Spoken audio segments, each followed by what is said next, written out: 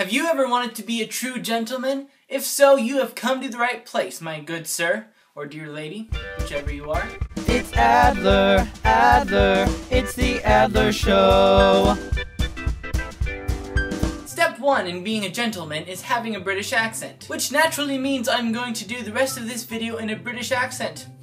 How posh. Now the accent doesn't have to be so good it can fool a true Brit, but as long as it's good enough to fool Americans, you will be seen as more intelligent and more gentlemanly. Step 2, keep your hair in order. No gentleman wakes up with a dastardly awful head of hair and then goes about his day letting it be a mop in disarray. That rhymed.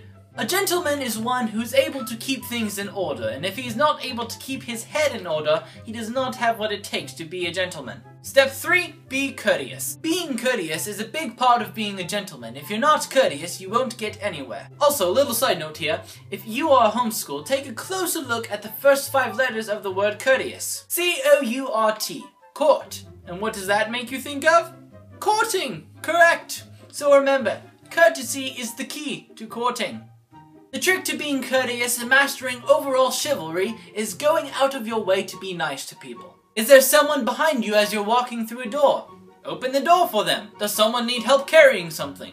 Help them carry it. Does someone need to sit down for dinner? Be nice and pull out their chair for them. Even though most people are completely capable of these things themselves, the act of you helping them out shows that you care.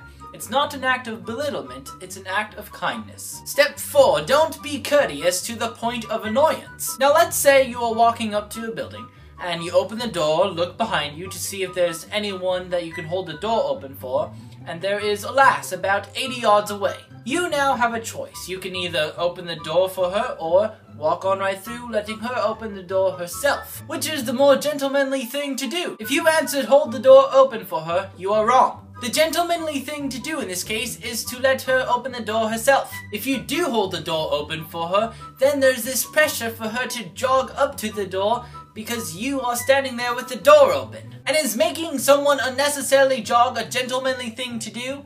No, it isn't. If the young lady has arms, she can open the door in her own good time. Use your chivalry wisely. Step 5, compliment people. One of the things that will make you stick out as a gentleman is the genuine compliments you give people. Here are a few for you to try out. My dear, you look dashing today. I bet even a cheetah couldn't keep up with you.